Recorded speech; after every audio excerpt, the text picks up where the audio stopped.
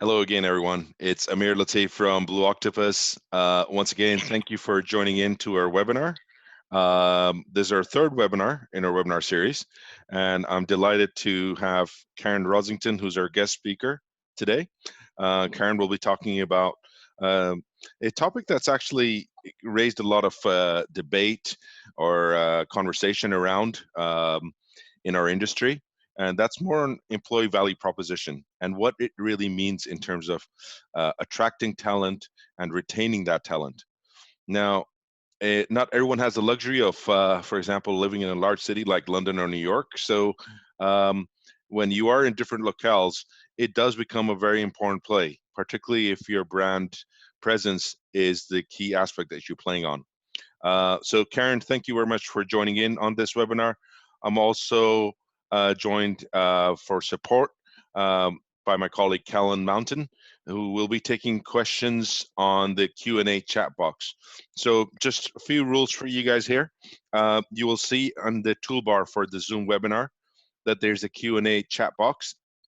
Within that chat box, please type in all your questions there. Karen and I will do our best to answer some of these questions live towards the end of the webinar, time permitting. But if there are any questions that Callan is able to answer via text, he will be able to do so too. So the format today will be Karen will go through her presentation, after which we will go into a demonstration of our Octo system that Blue Octopus has developed themselves. And it's been implemented at a few different organizations, and I thought it would be good for everyone to see a brief glimpse of what it looks like and what it can do. It doesn't go into the nth detail. For that, I would definitely recommend having a detailed consultation or demonstration booked in with one of their consultants at Blue Octopus. And like I said before, we will take questions at the end of the webinar too. Okay, so Karen, it's over to you. I'm passing it on to yourself, and please just inform me when you want me to move to the next slide. Thanks very much, Amir. Morning all. So today I'm going to talk to you for the next sort of 15 minutes on the employee value proposition, or EVP as it's more commonly referred to. Firstly, we'll look at how we identify and structure EVP, and then we'll move on to examine ways in which you can enhance your EVP. Important to sort of mention that this is by no means a definitive guide. Ultimately, EVP is bespoke to each organisation. But do I believe each organisation should define and identify its EVP? Absolutely, I do. And hopefully the following slides will help explain why. Next slide, please, Amir. Okay, so the employee value proposition. The best place to start with the EVP is to identify what it is. And in its simplest terms, I really like the idea of defining EVP as the give and the get of the employment relationship. It's basically the reason people join a company and the reason they stay.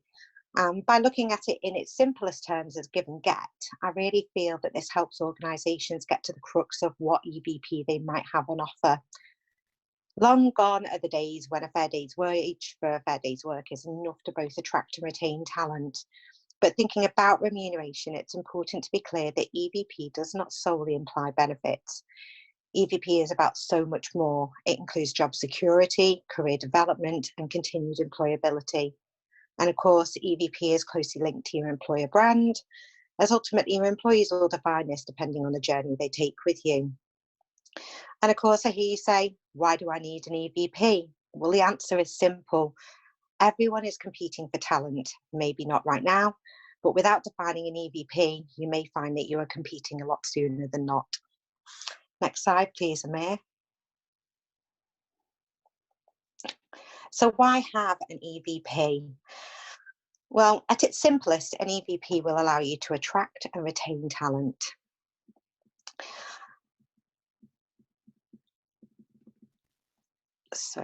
Throughout my career, one of the most common questions asked at an interview, if it hasn't already been explained, is what opportunities are there for me to develop throughout my career?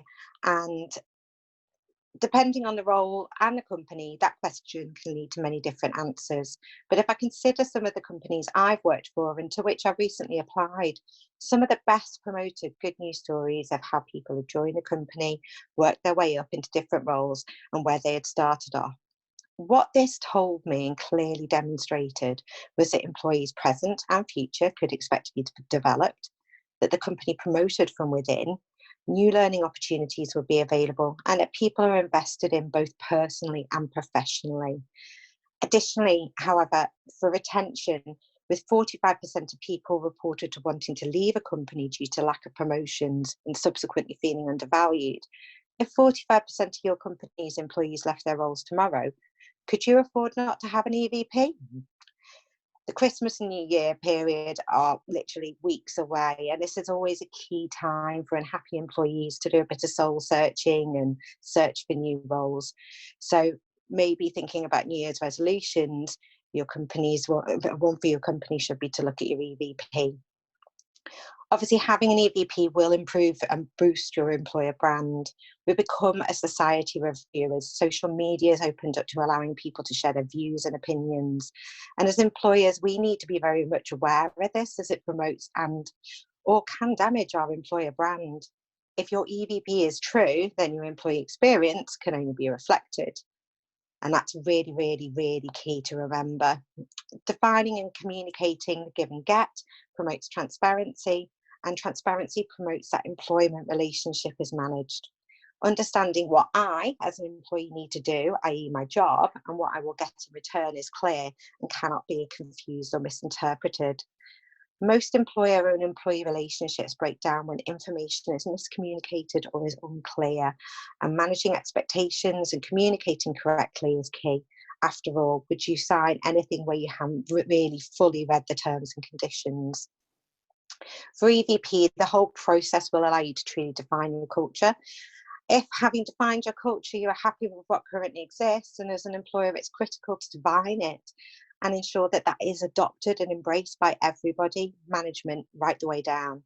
But if it's not something that you want to promote as a culture, then more importantly, you need to think about defining what you want your culture and ultimately your EVP to be, and set about going and changing that. Next slide, please, Amir. Okay, so identifying EVP. So the most critical activity in identifying EVP is research, and the best way to do that is get out there amongst the people and talk to everyone within the company from the top to the bottom. It's important to get all perspectives of the culture, what works, but most importantly, what doesn't. This is key to identifying how your company is perceived, its ethos, its culture. I would even recommend talking to those employees who have left your company. Why did they do that? What was missing that made them leave? And also those that apply and want to work for you. What is it that attracts them to want to work for your company? It's important to remember one size does not fit all. For example, when you think about roles within your company, there'll be some positions that are more structured, that dictate defined working hours, and potentially some roles with a different skill set that are less structured, that may involve travel, slightly longer working hours, and are more challenging in their nature. The point is, the individuals who fill those roles as part of the employment relationship do so because ultimately there is a give and a get. The initial give, of course, is the role itself, but the get can include such things as work-life balance, autonomy, and trust, resulting in finally a give for both employee and employer, as naturally getting what suits will result in feelings of value, which transferred through to the employer in productivity. If you conducted your research well and listened to the feedback, you should have two lists. One are things to do and work on and improve. There's always room for improvement. And the other, these are going to be your USPs, the what that makes your company desirable to employees. Next slide, please, Mia. So, defining your EVP. When defining your EVP, it's not enough to come up with a one-line statement. As we've said, your EVP will affect your employer brand. So it's important that in defining your EVP, that you define your culture and your values. Your EVP should be in everything you and your company do. This will naturally create a set of values for the company, and these in turn should become a language. I recently worked for a company where we carried out a similar exercise and defined and created a new set of values. Because of the involvement of everybody in the company, the values were believed and became sort of buzzwords for the company. They were rolled out into performance reviews, learning and development platforms, and everyday business language. The key here was that as the people in the business were involved in their creations, the values were naturally aligned and believed because they were perceived to be real and ultimately were lovingly adopted. The other key was that the values were authentic and they were real.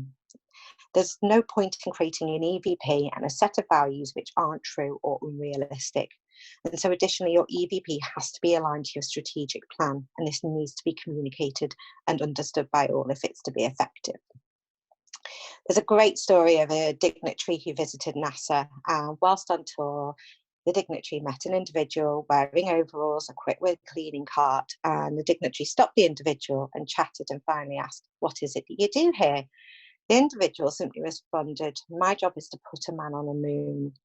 The reason this is so important and the reason why I love this story is that the individuals understood through effective values, a clearly defined culture, and EVP, what their part to play in doing their job was, and ultimately that was to put a man on the moon. They understood that by coming in every day, cleaning the labs, the offices, this allowed others to come in and do what their jobs and play their part. Next slide, please, Amir. So I've included some what I think personally feel are some great examples, and would encourage you to go and have a look at the background, the application processes and the career pages for these companies.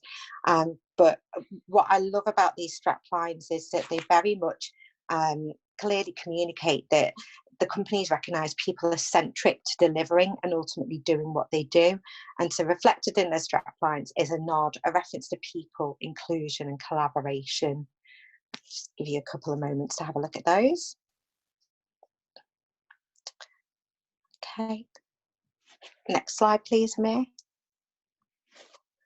So if EVP isn't solely about benefits or transactional rewards, then what is EVP about? The following list is by no means exhaustive, but it certainly does give some insight as to what might be included in your EVP offering. As much as the way we do things around here can be costly, counterproductive, and alarming in a change situation, in EVP, they are the what that defines your EVP, or that will shape what your EVP will be. Job security in today's society is so important, with the National Office for Statistics reporting an average full-time salary of just over £36,000 per annum, and with more and more companies only offering statutory entitlements, coupled with a society that no longer lends to a job for life, rising costs of living and uncertainty due to Brexit, job security is actually high on the list of important factors for employees. There are a number of ways in which companies can demonstrate this through career stories, publishing accounts, most importantly, employer branding. If your Google, Indeed or Glassdoor pages are littered with posts from disgruntled employees lasting 12 months or less, then this could be counterproductive. Absolutely, we live in a society where people no longer look for a job for life, but as our personal and social needs change, job security needs change too. And for our ageing workforces, safety and knowledge that their job is available and secure is key in that employment relationship. Good news stories or insights of what it is like to work for a company give a clear picture of what people can expect when they come to work for you and how they will be treated. Wellbeing awareness are also key. So many companies on LinkedIn are promoting the onboarding and mental health first aid training. And with Mind reporting that 1 in 6 people in England will experience mental health problems, with these statistics, when considering your EVP, can you afford not to consider wellbeing and awareness for your employees? Career development, as with good news stories, are key. Not everyone in your company will aspire to be the next CEO, But coupled with learning and development activities, the EVP here is that people are invested in. They are developed, be it through training, professional studies, or recognised qualifications.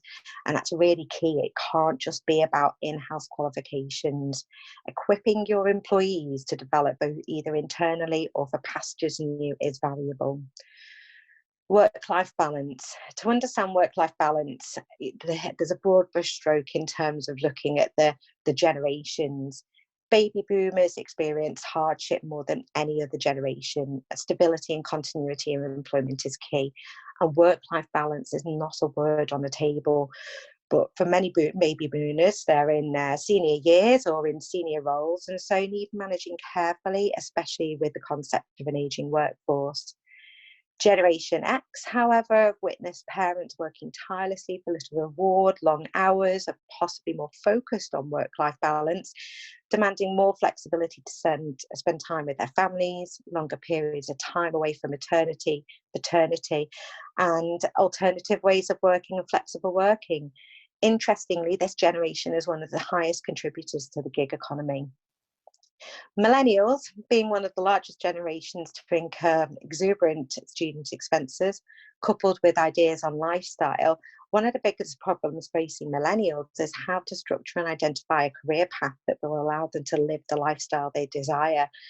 A very much open-ended question, as every individual is unique. However, the key word here for EVP and millennials is lifestyle. So thinking about how you would incorporate that is really, really important.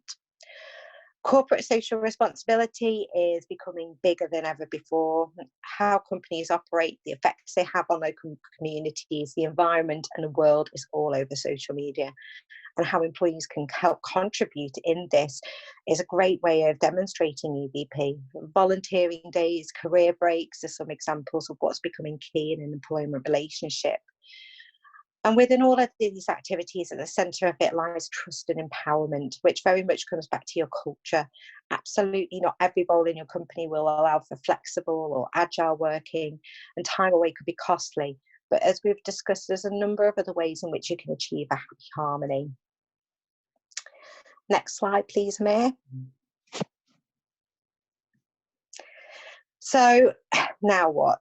You have your EVP, a fantastic set of values and a clearly defined culture. So what to do next? Communication, of course. And your primary and most important starting point is internally. It's important you make sure you share the outcomes of all your research and share the findings. After all, your employees have ultimately helped you define your EVP and all the work that's gone into this. And getting return, obviously, is the knowing how this will affect them and what you are going to do in return for them. It's key that if you're going to retain talent, that making sure this information is readily available and accessibility is key. Using an intranet system, a SharePoint system is a great way of doing this, and that will ensure information is available and accessible.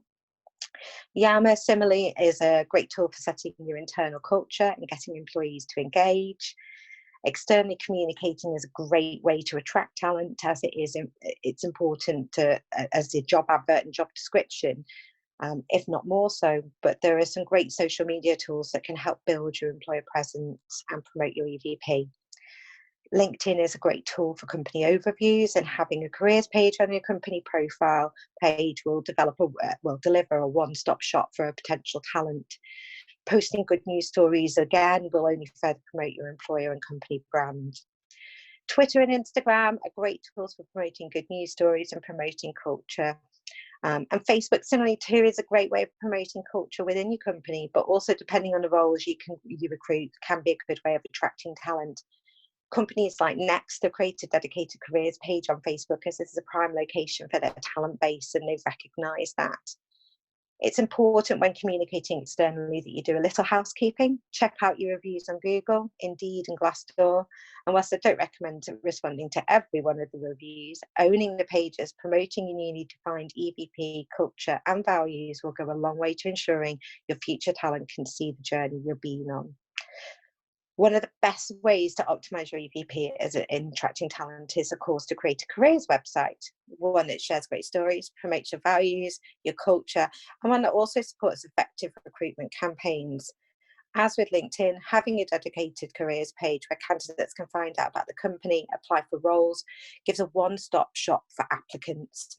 In a world dominated by agencies with 20 and 30% fees, and even for candidates, there is a refreshing approach in terms of being able to apply directly.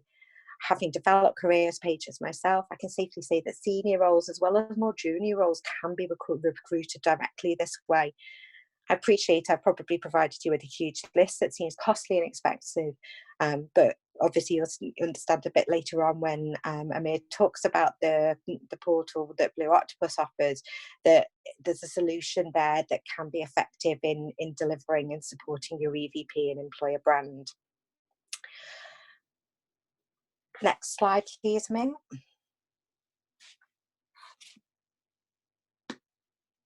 Okay. So in conclusion, having an EVP and employer brand is all well and good, but in implementing and communicating your EVP, it's important that it's true.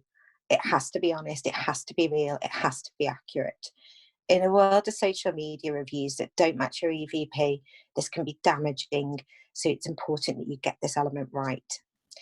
As important as the research for EVP is, it's not a once-in-a-lifetime activity. This is something that has to be reviewed and reassessed continuously if it's to be successful.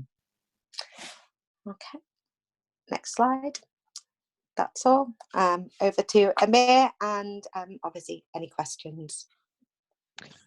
Thank you, Karen. That was really nice. And apologies, by the way, I did realize that when we started, I assumed everyone's kind of read the webinar description and got a little bit of background on yourself, but I didn't go into the nth detail about your background and your experience and everything. So if you could just touch on that so that people who are not aware, at least, then they understand, okay, from what level of expertise are you speaking from? And that way you can allude to the years of experience that I'm referring to here.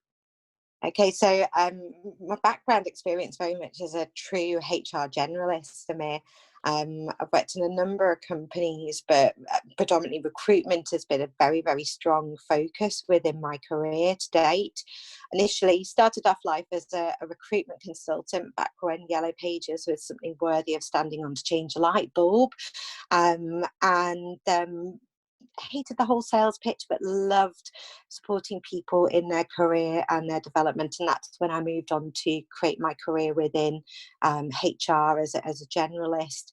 One of the key projects that I've been tasked with within most of the companies that I've worked for throughout my career is to bring recruitment back in-house, recognising EVP, that whole career journey, that life cycle of the employee from the get-go of seeing that advert being posted right the way through to winding down your days and heading off for retirement or other career opportunities.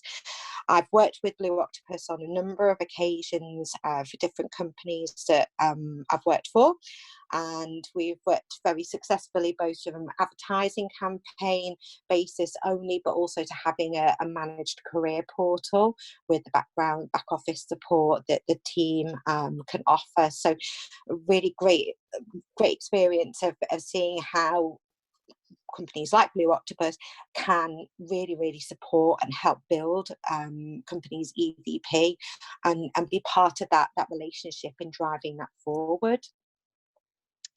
Brilliant. Thanks, Karen. That's a good transition, actually, for myself, too, as I'll take this opportunity for those who've not seen it to give them a teaser of what our Octo system looks like.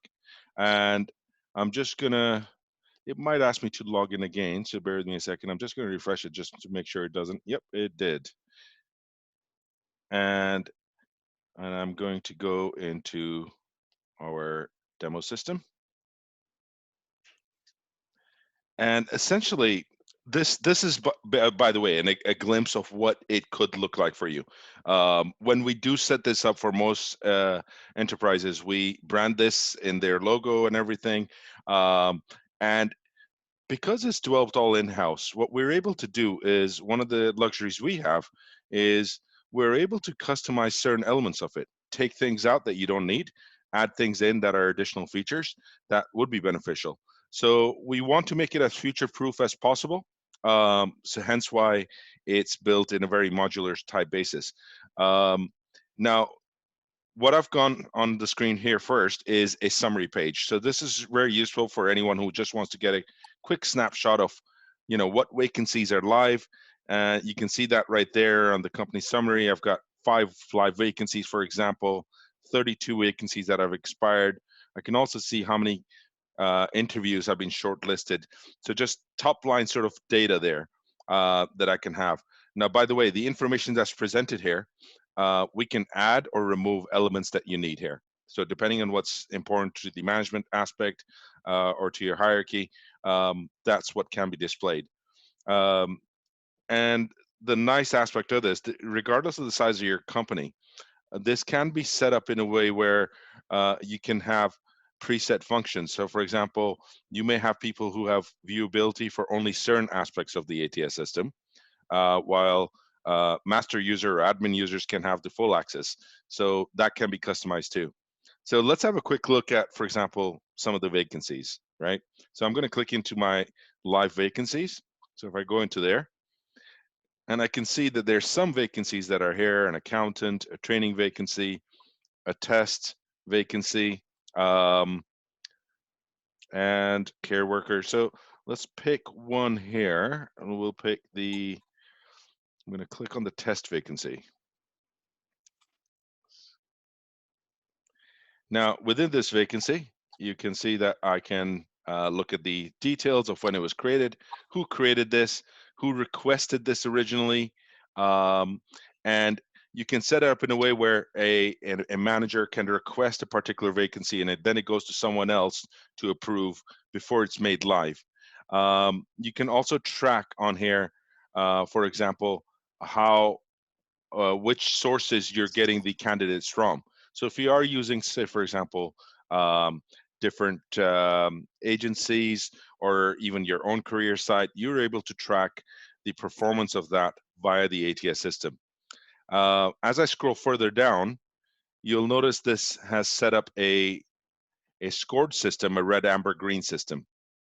Now, typically what happens if someone's using, say, the Blue Octopus full service, what would happen is we would shortlist and filter those candidates and then give them a RAG status, a red, amber, green status.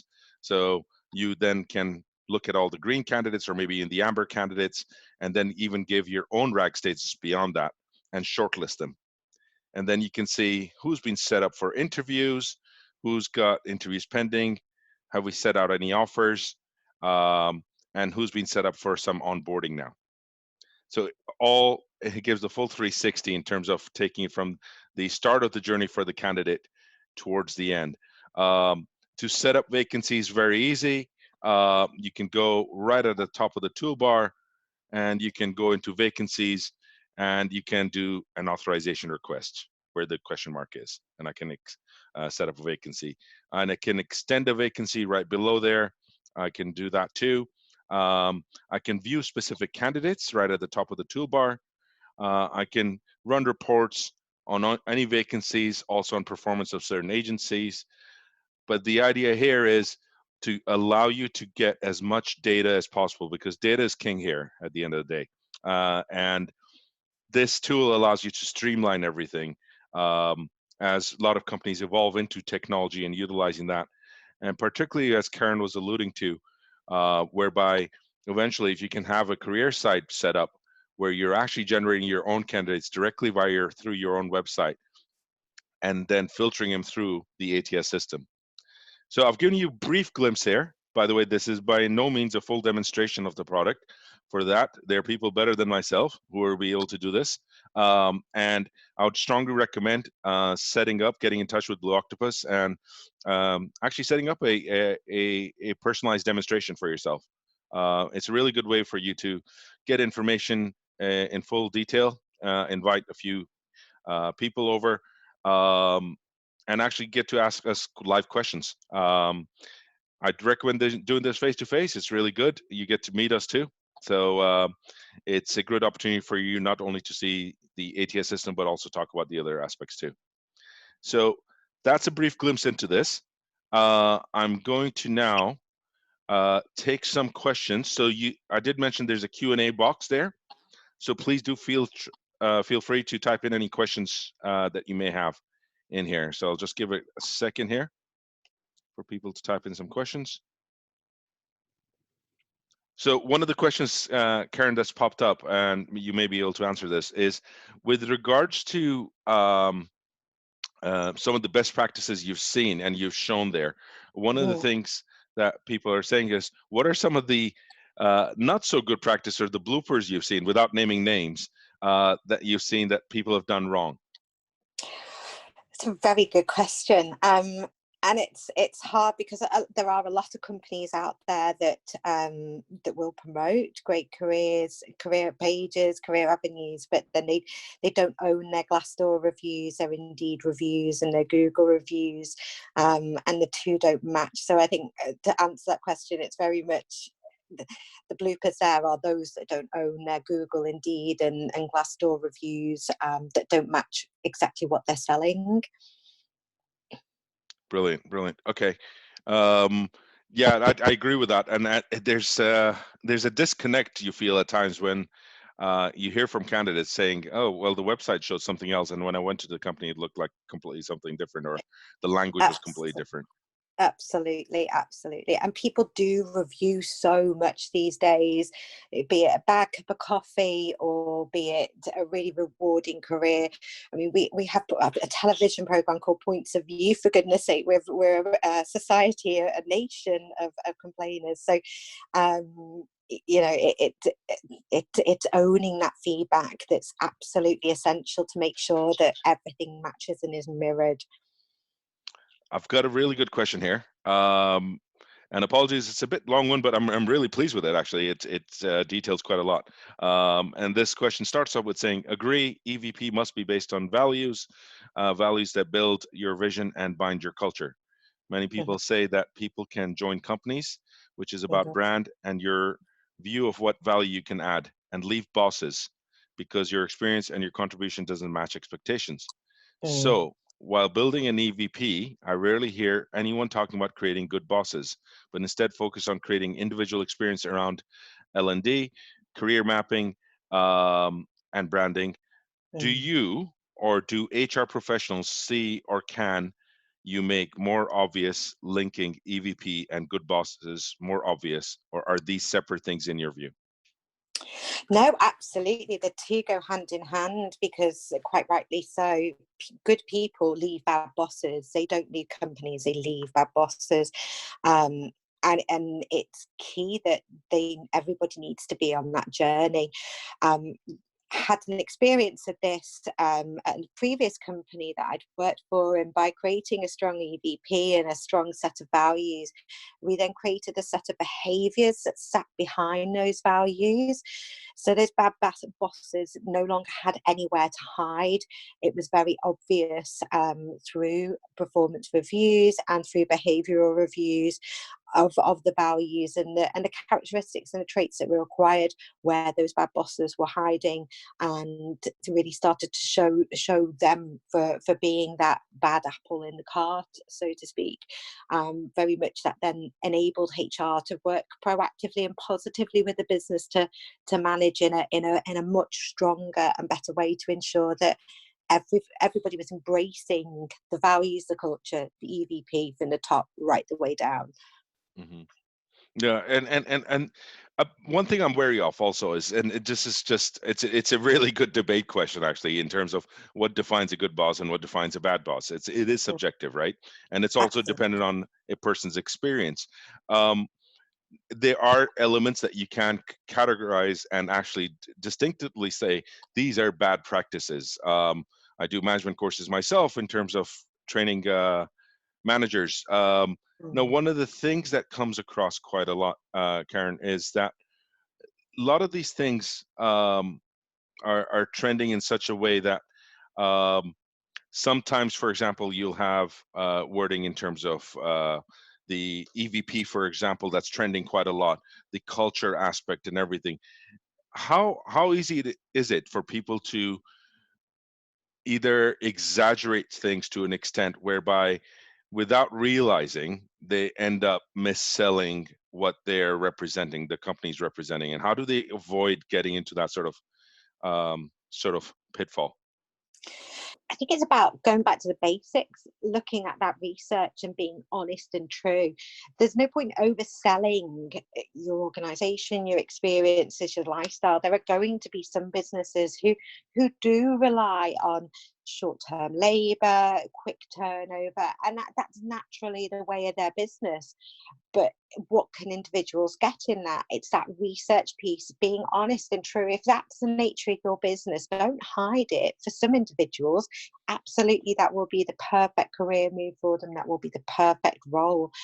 But for other individuals, they'll look for something different. They might look for something longer term. So it's being honest and true, and that whole journey. If you can't be honest and true, you're just going to lose the whole point of delivering any form of EVP. Really getting to grips and defining a culture and setting a good set of values and behaviors. Yeah, no, absolutely. I feel like I can talk for a few hours on this, and we could have a healthy debate on this too.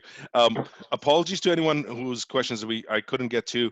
We're just going to move. I'm just mindful of the time. We're going to move on. I will put down contact details over for Karen and also Blue Octopus, so you can reach out to us directly, and you'll see that slide at the end. In the meantime, if you could indulge me in one thing, I'm going to run a quick poll here, and what it does allow us to populate our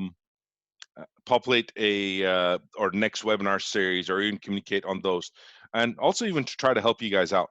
Karen, actually, let's cheat a bit here. Let's take one more question, Okay. and then we'll move to the poll right after that. So the question here is, we talk about an EVP for a company. However, within a company, we have many departments that all contribute, like NASA's cleaner. So do we need an EVP per department that weaves the overall company together, or is it okay just to have vision and values and make them work? It's not about having an EVP per department, although there has to be. You have to recognize that, as I said, not everybody wants to be the next CEO, but to achieve sort of self-accomplishment within the role, there has to be an understanding of what is that part to play. And sometimes it's the basics of understanding. Sometimes it is about training and development. Sometimes it is about inclusion. Now, these are factors that can run in your EVP throughout the whole of the business, but the level of inclusion, the level of training and development will be proportionate to the levels and the departments and the functions themselves. So almost creating a mini EVP, but not because you would define individually or across groupings. Perfect. And as promised, folks, I am going to launch the poll. You should see it popping up on your screen, and you can make multiple selections here. So the poll simply says, okay, Blue Octopus, tell me more about ... And those are the options. Please do make your selections. This will inform us in terms of, okay, what are you interested in knowing more about, and what are the topics that you would be interested in hearing more about from other guest speakers like Karen. So please do make your selections on here.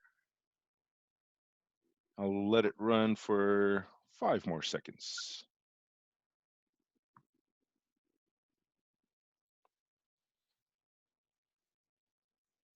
Perfect. Thank you, everyone. And by far, the most selected option has been improving career sites. Very interesting, Karen. I remember you mentioning that in your presentation too. We've also had selections for onboarding technology, reducing cost per hire, time to hire, and streamlining the recruitment process. So thank you for that, folks. That's really useful. We'll be in touch with you to provide you more information on those elements that you have selected. But this has been brilliant. Karen, I can't thank you strongly enough for your contribution here. It's been brilliant. By the way, folks, this is going to be recorded, or this is recorded, and we will be sharing the recorded version with anyone who registered but wasn't able to attend. If you need a recording of this copy to share with your colleagues, please get in touch with us. We can send it out to you. It'll be a link to our YouTube page, and so you should be able to access it immediately. Karen, any words from yourself? No, just thank you very much all for your time.